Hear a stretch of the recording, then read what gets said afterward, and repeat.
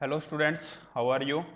तो क्लास 8 अपने देखते हैं, हमारा चैप्टर चल रहा था कौन सा, मेटल्स एंड नॉन मेटल्स, उसके बारे में अपने डिस्कशन करते हैं। तो ध्यान देना कि क्या था, हमने कल कौन सी रिएक्शन के बारे में बात की थी, डिस्प्लेसमेंट रिएक्शन के बारे में बात की थी। डिस्प्लेसमेंट में हमने देखा था कि कोई भी जो एक मेटल होता है वो अनदर मेटल को उसकी कंपाउंड में से क्या कर देता है, डिस्प्लेस कर देता है, तो उसको क्या बोला जाता है, डिस्प्लेसमेंट रिएक्शन बोला जाता है। क्या बोला जाता है उसको, डिस्प्लेसमेंट रिएक्शन बोला जाता है। इतना समझ में आया होगा आप सभी को, ठीक है। तो अब जरा ध्यान में देना, ठीक है, किसके बारे में बात करते हैं। तो देखो देखो यहाँ एग्जांपल भी दे रखा है, copper sulphate CuSO4 plus Zn, ठीक है। यहाँ करके देख लेते हैं अपने, CuSO4 प्लस Zn क्या बनाएगा आगे, ZnSO4 प्लस क्या, Cu। तो देखो तो क्या होगा, यानी कि जब वन एलिमेंट क्या कर देगा, अनदर एलिमेंट को उसके कंपाउंड में से क्या कर देता है, डिस्प्लेस कर देता है, तो उसको क्या बोला जाता है, डिस्प्लेसमेंट रिएक्शन बोला जाता है। क्या बोला जाएगा उसको, डिस्प्लेसमेंट रिएक्शन बोला जाता है। ओके स्टूडेंट्स, इतना समझ में आया होगा, ठीक है। आज अपने किसके बारे में बात करते हैं, uses of metals and non metals, ठीक है। यानी कि मेटल्स और नॉन मेटल्स के बारे में अपने क्या करते हैं, डिस्कशन करते हैं कि मेटल्स को कहाँ यूज किया जाता है और नॉन मेटल्स को कहाँ यूज किया जाता है, उन सब के बारे में आज अपने डिस्कशन करेंगे। तो देखो मेटल्स को अलग अलग, यानी कि आज अपने देखा होगा कि वुड जो मतलब टेबल वगैरह होते हैं, ठीक है, चेयर वगैरह होती है, या फिर एवरीथिंग कोई भी टाइप की एसेसरीज वगैरह होती है जो हमारे डेली यूजेस में आती हैं, तो वो देखा होगा आपने ज़्यादातर किसकी बनी होती है, यानी कि जो सॉलिड टाइप की जो थिंग्स बनती है वो सारी की सारी किससे बनती है, मेटल से बनती है, ठीक है। जैसे अगर अपने देखें कार को देखें तो कार की बॉडीज भी किससे बनी जाती है, बनाई जाती है आयरन वगैरह की वजह से। ब्रिजेज वगैरह बनाए जाते हैं, ठीक है, तो आयरन ब्रिजेज, आयरन के जो लिफ्टिंग वगैरह होती है वो भी सारी इसी से। Machineries, automobiles, aeroplanes, trains, satellites, industrial gadgets, cooking utensils, यानी कि जो बर्तन वगैरह होते हैं किचन के अंदर, water bottles, you also familiar these of the some of the non metals. अब नॉन मेटल्स के बारे में देखते हैं। तो non metal is essential for our life. देखो भैया, नॉन मेटल्स होते हैं वो हमारी लाइफ के अंदर इतना असेंशियल क्यों होते हैं। देखो ऑक्सीजन है, तो ऑक्सीजन क्या है, एक गैस है, ठीक है। क्या विदाउट ये, अब ये गैस है तो गैस है, यानी कि मीन्स क्या, ये एक नॉन मेटल है। अब क्या विदाउट इस गैस के क्या अपने अलाइव कर पाएंगे, क्या क्या कोई भी एक जो मतलब लिविंग ऑर्गेनिज्म है, क्या इसके थ्रू अलाइव कर पाएगा, इसके विदाउट अलाइव कर पाएगा, क्या नहीं कर पाएगा, ठीक है। तो नॉन मेटल क्या है, हमारी लिविंग बींग्स के लिए inhale during the breathing, breathing के लिए अपने कौन सी गैस यूज करते हैं, ऑक्सीजन। तो ये काफी ज्यादा हमारी बॉडी के लिए क्या है, इंपॉर्टेंट है। विदाउट ऑक्सीजन हम अलाइव नहीं कर पाएंगे। तो अगर मेटल्स का इतना ज्यादा यूज है तो नॉन मेटल्स हमारे लिए काफी ज्यादा असेंशियल है। विदाउट नॉन मेटल्स हम अलाइव नहीं कर पाएंगे, क्योंकि एटमॉस्फेयर के अंदर क्या होती है, काफी ज्यादा अमाउंट के अंदर क्या प्रेजेंट होती है, गैसेज प्रेजेंट होती है। मैक्सिमम अमाउंट में कौन सी होती है, नाइट्रोजन होती है 78% के अंदर, ठीक है। 21% के अबाउट इट कौन सी गैस प्रेजेंट है, ऑक्सीजन प्रेजेंट है। रिमेनिंग जो पोर्शन है, ठीक है, उसके अंदर अदर गैसेज वगैरह काफी आती है, ठीक है। ओके स्टूडेंट्स, इतना समझ में आया आप सभी को। ओके तो देखो हमारा next, non metals used in fertilizer enhance the growth of the plants. अब देखो फील्ड वगैरह के अंदर या एग्रीकल्चर के अंदर मैक्सिमम कौन सी गैस का यूज होता है, नाइट्रोजन गैस का यूज होता है। अगर नाइट्रोजन अच्छी अमाउंट में प्रेजेंट होती है तो प्लांट्स की जो ग्रोथ होती है वो भी काफ़ी ज़्यादा अच्छी अमाउंट में होती है। और फर्टिलाइजर में मेनली किसको डाला जाता है, नाइट्रोजन को डाला जाता है। ओके स्टूडेंट्स, इतना समझ में आया, ठीक है। कि नॉन मेटल्स देखो, एक तो हमारी लिविंग बींग्स के लिए काफ़ी ज़्यादा असेंशियल है हमारी लाइफ के अंदर, ठीक है। Second thing, non metal used in fertilizers, ठीक है। फर्टिलाइजर वगैरह के अंदर इसका काफ़ी ज़्यादा यूज किया जाता है, enhance the growth of the plants वगैरह। Non metals used in water purification process. अब नॉन मेटल्स यानी कि वाटर प्योरिफिकेशन में कौन सी गैस का यूज किया जाता है, क्लोरीन गैस का। फर्टिलाइजर में किसका, नाइट्रोजन का। असेंशियल कौन सी है, ऑक्सीजन। तो नॉन मेटल्स क्या है, डायरेक्टली या इनडायरेक्टली हमारे लिए काफ़ी ज़्यादा इंपॉर्टेंट है और काफ़ी ज़्यादा असेंशियल है। Non metal used in purple coloured solution which is applied on the wounds of the antiseptic. देखो एक नॉन मेटल होता है, जब भी क्या होता है, इंजरी वगैरह होती है तो डॉक्टर्स क्या करते हैं, एक पर्पल कलर का एक क्या होता है, सॉल्यूशन होता है, जिसको कॉटन वगैरह के ऊपर लगा के उस इंजरी वाले एरिया को क्लीन किया जाता है, ठीक है, या उसके ऊपर अप्लाई किया जाता है एंटीसेप्टिक, जिससे माइक्रोब्स वगैरह उसके ऊपर या फिर कोई इंप्योरिटीज वगैरह कचरा वगैरह है तो वो हट जाए, ठीक है।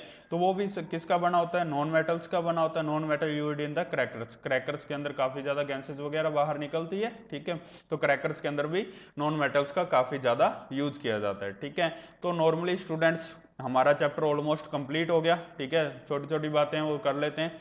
तो मेटल्स और जो नॉन मेटल्स होते हैं इस चैप्टर के अंदर हमने उसके बारे में देखा। सबसे पहले मेटल और नॉन मेटल की फिजिकल प्रॉपर्टी के बारे में देखा, फिर हमने इसकी केमिकल प्रॉपर्टी देखी, फिजिकल देखा, केमिकल देखा।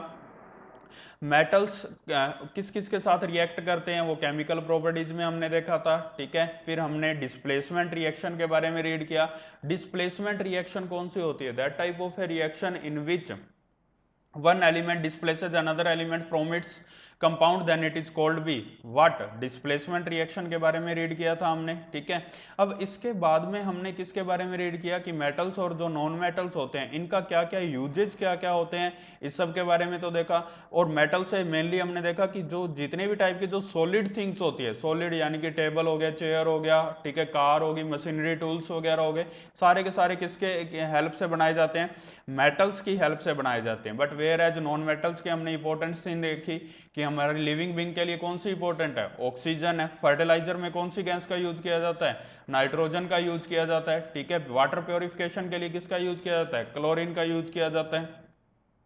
पर्पल कलर का जो सॉल्यूशन होता है एंटीसेप्टिक्स के अंदर, ठीक है, वो हम यूज करते हैं। नॉन मेटल्स मेनली किसके अंदर प्रेजेंट होते हैं? क्रैकर्स के अंदर प्रेजेंट होते हैं। You may add some more uses of metals and non metals, ठीक है, आप अपने एक्सपीरियंस के थ्रू क्या कर सकते हो और भी देख सकते हो अपने आसपास में क्या क्या यूज होता है मेटल्स और नॉन मेटल्स का। ओके स्टूडेंट, कुछ बातें और कर लेते हैं कि जो मेनली जो एलिमेंट्स होते हैं वो थ्री टाइप के अंदर होते हैं। आपको स्टार्टिंग में बताया था, एक मेटल्स होते हैं, एक नॉन मेटल्स होते हैं और एक थर्ड कौन से होते हैं? मेटलॉइड्स होते हैं, ठीक है। क्या होते हैं? मेटलॉइड्स होते हैं। अब ध्यान में देना तीनों में क्या होता है, जो मेटल्स, नॉन मेटल्स और मेटलॉइड्स। मेटल नॉन मेटल का तो पता लग गया। मेटलॉइड्स क्या होते हैं? ऐसे एलिमेंट जो कि मतलब क्या करते हैं, मेटल और नॉन मेटल दोनों के टाइप में बिहेवियर करते हैं, उसको क्या बोला जाता है? मेटलॉइड्स बोला जाता है, ठीक है। नॉन मेटल्स और metalloids, metalloid processes character of both metals and non metal, दोनों टाइप के बिहेवियर को क्या करते हैं? शो करते हैं, ठीक है। अलग अलग टाइप के एग्जांपल होते हैं, जैसे an atom of the liquid sulphur would be exactly the same as the atom of the solid and vapour sulphur, ठीक है। तो कुछ ऐसे एलिमेंट होते हैं, ठीक है, जो कुछ एक्सेप्शन केस होते हैं, तो उन सब के बारे में यहाँ बता रखा है, ठीक है। कार्बन होता है, आयरन होता है, जैसे हमारे ब्लड के अंदर भी एक एलिमेंट प्रेजेंट होता है। ब्लड में कौन सा एलिमेंट प्रेजेंट होता है? आयरन होता है, ठीक है। अगर आयरन की डेफिशिएंसी होती है तो उसकी वजह से कौन सी डिजीज होती है? एनीमिया डिजीज होती है, ठीक है। जैसे हमारे टीथ वगैरह होते हैं, ठीक है, कैल्शियम का बना होता है, ठीक है। कैल्शियम काफ़ी ज़्यादा इंपॉर्टेंट होता है हमारी बॉडी के अंदर, मेन इंपॉर्टेंट रोल प्ले करता है। अगर कैल्शियम की वीकनेस होती है तो हमारी जो बोन्स रहेगी, ठीक है, बोन्स क्या रहती है? वीक रहती है, ठीक है। अब सबसे इंपॉर्टेंट बात कि टोटल कितने एलिमेंट्स हैं हमारे नेचर में? 118 एलिमेंट्स हैं, ठीक है, जिसमें से 98 तो नेचुरल है और 20 कैसे हैं, यानी कि जो आर्टिफिशियल है, ठीक है। इनके अंदर मेटल भी है, नॉन मेटल्स भी हैं, ठीक है, और मेटलॉइड्स भी हैं, ठीक है। तीनों टाइप के हैं ये 118 एलिमेंट। लेकिन मैक्सिमम क्वांटिटी में कौन से प्रेजेंट है, यानी कि हमारे नेचर में सबसे ज्यादा क्वांटिटी में कौन से प्रेजेंट है? मेटल्स हैं। फिर सेकंड नंबर पर क्या आते हैं? नॉन मेटल्स आते हैं। नॉन मेटल बहुत ही कम अमाउंट में है। और नॉन मेटल्स के बाद में क्या आते हैं? मेटलॉइड, जो कि बिल्कुल रेयर हैं, यानी कि बहुत ज्यादा कम है। ओके स्टूडेंट्स, ओके स्टूडेंट, कुछ कीवर्ड्स हैं। हमारा चैप्टर ऑलमोस्ट कंप्लीट हो गया, यानी कि सारा कंप्लीट हो चुका है। कुछ कीवर्ड्स के बारे में अपने डिस्कशन कर लेते हैं। एटम क्या होता है? एटम के बारे में देखते हैं। तो एटम क्या होता है? उसको बोला जाता है स्मॉलेस्ट पार्टिकल ऑफ किसी भी सब्सटेंस का जो स्मॉलेस्ट पार्टिकल होता है, जिसको हम ब्रेक नहीं कर सकते। जैसे आप एक सिंगल चौक लीजिए, चौक को आप ब्रेक करते जाओ, लेकिन लास्ट में एक ऐसा पार्टिकल आ जाएगा जिसको आप ब्रेक नहीं कर सकते, उसको क्या बोला जाता है? एटम बोला जाता है। Smallest particle of any substance is called atom. Conductor क्या होता है? कंडक्टर उसको बोला जाता है जिस जो क्या करता है, यानी कि हीट और इलेक्ट्रिसिटी को क्या करता है? कंडक्ट करने का काम करता है, यानी कि उसमें पास होता है। अगर किसी चीज में हीट और इलेक्ट्रिसिटी पास होती है तो उसको कंडक्टर बोला जाता है, ठीक है। डिस्प्लेसमेंट रिएक्शन के बारे में हमने देखा था। तो डिस्प्लेसमेंट रिएक्शन कौन सी होती है? That type of a reaction in which an element displaces another element from its compound, then it is called be displacement reaction. Ductility क्या होती है?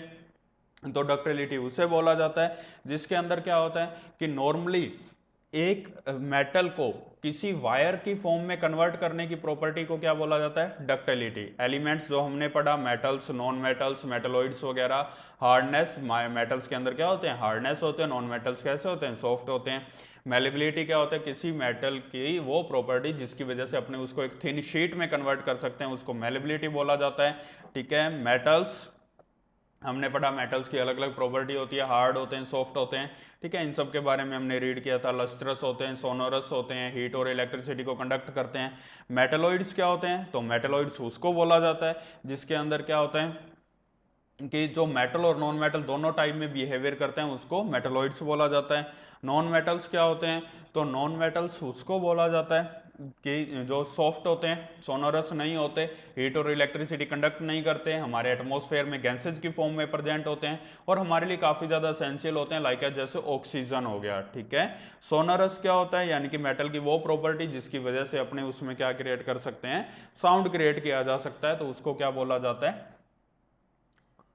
सोनरस बोला जाता है, ठीक है। ओके स्टूडेंट्स, इतना क्लियर हुआ सभी को?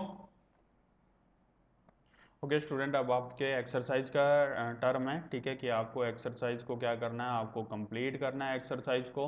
और एक्सरसाइज को कंप्लीट करके आपको क्या करना है, नॉर्मली आपको जो व्हाट्सएप ग्रुप हैं जो आपके, ठीक है, उसके ऊपर आपको क्या करना है, अपना जो वर्क है उसको कंटिन्यू क्या करना है, सबमिट करना है। ओके स्टूडेंट्स, कल अपने इन क्वेश्चन आंसर के बारे में डिस्कशन करेंगे, लेकिन तब तक आपका वर्क आ जाना चाहिए। Okay student, thank you and have a nice day.